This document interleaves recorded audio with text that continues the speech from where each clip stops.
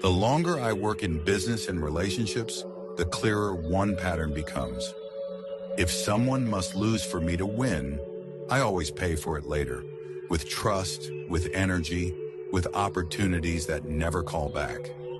The path that actually compounds is different. It's quieter, it's slower at the start, and it requires inner security. Stephen R. Covey gave it a name that sounds simple, almost naive, yet it is the most strategic posture I know. Think win-win. Let me begin with a confession. Early in my career, I negotiated like a sprinter. I pushed for price, squeezed for terms, celebrated the deal, and left the room feeling 10 feet tall. A month later, the supplier shipped late, the service team dragged its feet, and my inbox filled with polite delays. I had won the contract and lost the relationship. Covey warned me about this long before I understood it. Win-win is not a technique. It's a total philosophy of human interaction. When you treat people like transactions, they remember. When you treat them like partners, they return. Win-win begins long before the negotiation. It starts inside. If your sense of worth is borrowed from a title, a bank balance, a fragile ego, you will reach for win-lose to prove something. But if your worth rests on principles, you can afford to listen, to slow down, to enlarge the pie. That's the shift from a scarcity mentality to an abundance mentality. Scarcity says, if you get more, I get less. Abundance says, let's make more together. Covey's line lives in my notebook. Only those with high internal security can truly think win-win. I saw abundance at work in a tense meeting with a distribution partner. The numbers were ugly. Both sides could justify hard positions. Instead of starting with positions, I pulled out a blank page and drew 2 columns. Interests, theirs, ours. We filled the sheet together. They needed cash flow stability. We needed service levels and brand protection. By the end, we had built a third alternative, a tiered pricing model plus a shared inventory forecast that neither side arrived with, yet both sides preferred. Win-win stopped being a slogan and became a structure. Here is something counterintuitive. Win-win is not soft. It is demanding. It demands clarity of your own principles, respect for the other person's principles, and the courage to say no when the foundation isn't there. Sometimes the most win-win move is to end the conversation kindly. No deal today, let's revisit when the conditions are right. That's not failure, that's integrity. Covey reminds us, there are 6 paradigms: win-win, win-lose, lose-win, lose-lose, win and win-win, or no deal. Having no deal as a real option keeps you honest and keeps respect intact. I practice this philosophy beyond the boardroom. In my family, win-lose looks like authority without understanding. It works for a night and ruins a season. One evening, my child wanted more screen time. I wanted bedtime. Positions collided. Then I remembered habit 4, and yes, habit 5's spirit seek first to understand. The interest behind his position was connection and decompression. Mine was rest and morning energy. The third alternative we built together, 10 minutes of calm reading together, then lights out. He felt seen. I protected the morning. We both won. Trust is the soil where win-win grows. Covey called it the emotional bank account. Every promise kept is a deposit. Every excuse is a withdrawal. People with overdrafted accounts cannot do win-win. They're too busy protecting themselves. So I audit my account deliberately. Do I keep small promises quickly? Do I apologize without asterisks? Do I deliver early and tell the truth when I cannot? Trust is the glue of life, Covey wrote. When the account is positive, hard conversations become creative instead of defensive. You might ask, what if the other side only plays win-lose? Then win-win starts with boundaries. Be generous, but not gullible. Make your principles explicit. Tie concessions to reciprocation. And remember the option that preserves respect, no deal. Win-win requires two parties. Integrity requires only one. There is a practical cadence that keeps me centered. Each week I review my roles, leader, builder, partner, friend, and write the outcomes I want that would be wins for both me and the other side. Not tasks, outcomes. The key is not to prioritize what's on your schedule, but to schedule your priorities. So I schedule the conversations that prevent confusion, the one-on-ones that strengthen people, the white space to design third alternatives before a conflict forces bad ones. Allow me to give you 3 living examples. First, compensation design. Years ago, my sales team pushed for a plan that rewarded closed deals regardless of profitability. They won, finance lost, and the company bled quietly. We rebuilt the plan as a true win-win. Payout linked to lifetime value and refund rates, with a shared kicker when customer satisfaction exceeded target. The miracle: sales behavior changed without a single sermon. People move where incentives point. Win-win aligned the compass. Second, a supplier dispute over quality. Our instinct was to penalize. Theirs was to defend. Instead, we proposed a joint root cause sprint. Our engineers and theirs in one room for 48 hours. No blame, only data.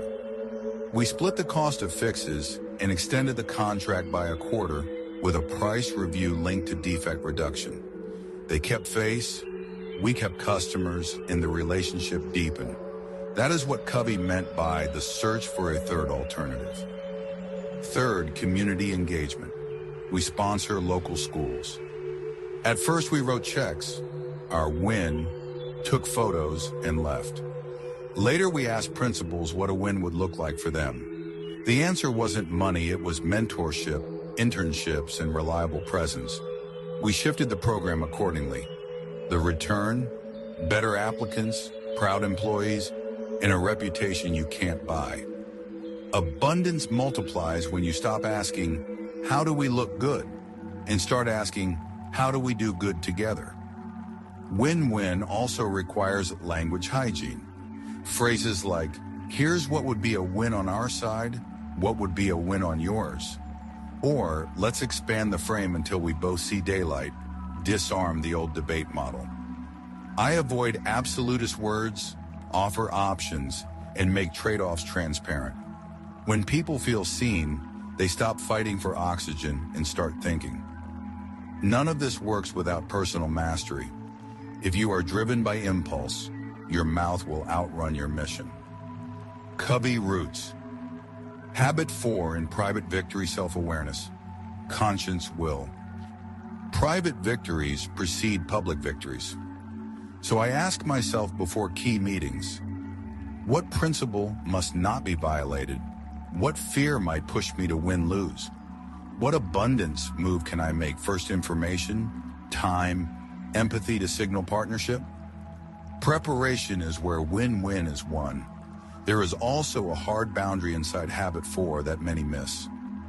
Win-win is not appeasement. Lose-win sacrificing your values to maintain peace is not noble. It is postponed resentment. I have ended talks when the other side insisted on terms that would betray our customers.